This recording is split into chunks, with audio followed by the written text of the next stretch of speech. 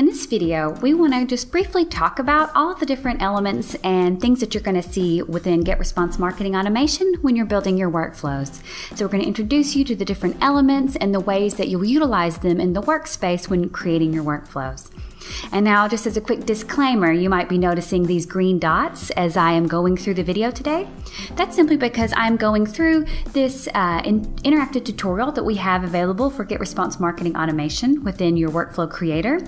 And so it's basically a way that you could go through and be able to build a workflow that's guided, so you could kind of see for yourself a way that you could build an example workflow with the elements you have available. But maybe if you don't want to go through that video yourself, or excuse me, that tutorial yourself, you could actually just have a look at this video and get an introduction to all of the different elements you have available, all of the different filters, actions, and conditions that you're going to use when creating your workflows. And so you can see here, whenever we've got our workflow creator opened up, you're going to want to, of course, give the workflow a name so you can reference it later. And then you're going to be able to see these different conditions that are available whenever someone is actually going to begin your workflow. So there's these basic ones available, like, for example, subscribes. So a condition of when someone subscribes, we're going to then do this. There's a tag and scoring section for conditions, so if someone has a particular score or tag, and then there's these e-commerce conditions as well. But like I said, I'm going to go through this kind of predefined workflow we have, just so you can see an example of a workflow that you could use within your own marketing automation goals. So we're going to click subscribes here, and you can see that the editor opens up for us, and then we can see kind of the ways in general that this workspace is arranged. So this is our general workspace here. We actually build our workflows, and to the right is where we'd be able to actually, edit and add the different elements that we want into our workflow. And again, you can see these things grayed out simply because of the way us going through the interactive tutorial together. But however, we're going to see that we've got this one enabled because we're going to actually utilize the send message action. And so again, this is our workspace where we build our workflow, and then we build it using all the different elements, which are made up of conditions, actions, and filters here at the bottom. So I'm going to simply drag and drop. That's how you're going to do everything here. It's going to drag and drop the send message action into the workspace here. We can see it sets itself in, and then we're going to connect these two dots here so the two elements are connected. And so we just simply connect a dot, and you can see it becomes highlighted in color, and it's ready to, start functioning for us. But we still have to utilize the properties for this particular element that we've just moved over. And so you can see we've got all of our elements here in this Elements tab, and then for each element, basically almost every time, you're going to further define its functions and specifics in the Properties tab. And so over here, we want to define more specifically what message we're going to be sending to someone when they subscribed via our form. So I'm going to choose this tutorial message here. And then we can see now that both of the elements here are fully colored, which means they're active. And this could be a workflow, for example. Someone subscribes, send a message. It could be as simple as that. But of course, we do want to extend this workflow just a bit more. So I'm going back to the Elements tab. And now I want to see if anyone has actually opened this particular message. So I'm going to move it over, and you can see it goes into its place.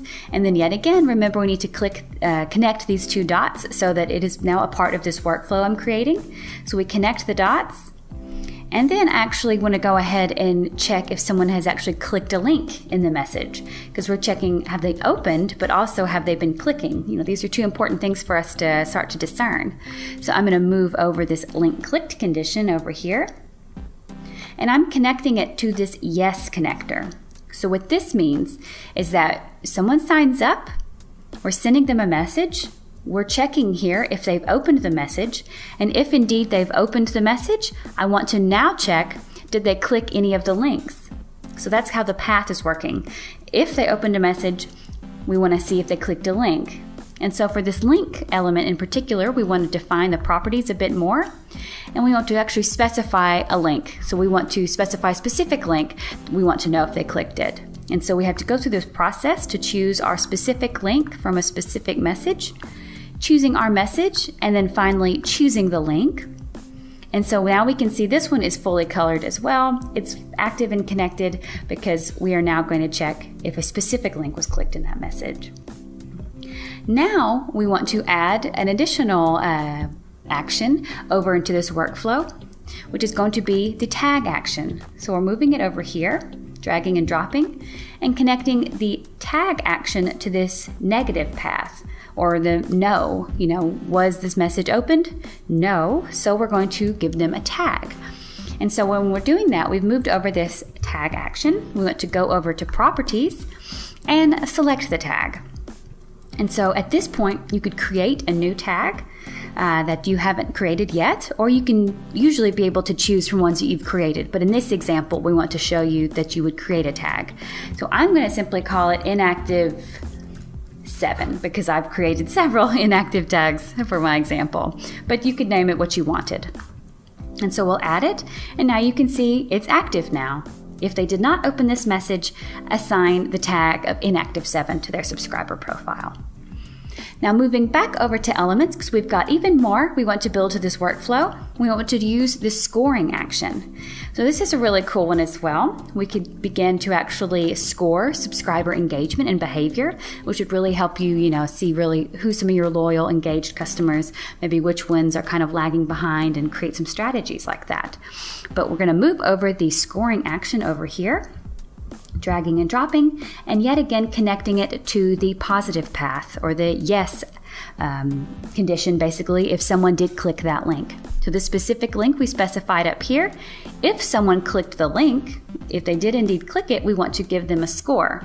So we need to go back to properties and add points. So it's up to you how you set up your own scoring system. You need to define for yourself how much opens are worth to you, clicks, different subscriber behaviors and actions that they could take. What is it worth to you? 10 points, 100 points? So you'll set up your own scoring system if this is a way that you want to start valuing your customers or subscribers in some way. I'll say 100 points. And so if someone clicks this link, we're going to give them 100 scoring points. And now we're going back over to the tag action again, because for those who did not click that specific link in our message, we want to give them their own tag. So I'm going to connect them again and go back to properties and be able to select from the tags that I already have created. So for example, we could choose an additional inactive contact, or maybe not engaged, or a tag. So we could choose any of the tags that we wanted that are already created here. And now I'm going to go back to the elements and utilize another action here called wait. So this is fairly straightforward, hopefully by its name, but this is an action that we're moving over here, and we are going to wait some amount of time before we do something else. It's a good idea to, put some time, put some gaps in between particular maybe actions and conditions that you do, so everything is not just, immediate and you're blasting subscribers with all of these workflow messages immediately. You can space it out a bit, give it some time. And so we moved over the wait action, but we need to go over to properties and define how long we should wait. So let's simply say, in this case, we want to wait 2 days. And so we could do this here.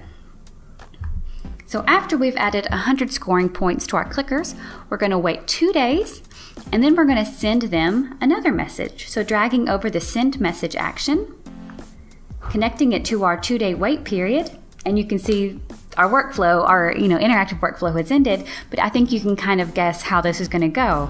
So we're waiting 2 days, and then we're going to send them maybe some specific message, maybe some kind of discount or exclusive offer or download based on them being, an engaged, valuable subscriber of ours that has 100 scoring points. And so you can see now that everything is highlighted and selected, available here, which is of course how it will always be whenever you're actually, not in the interactive tutorial and simply creating your own workflows. So I hope you guys feel a little bit more comfortable with what you're going to find and how you're actually going to work within the workflow editor by utilizing conditions, actions, and filters and building your workflow within this workspace here.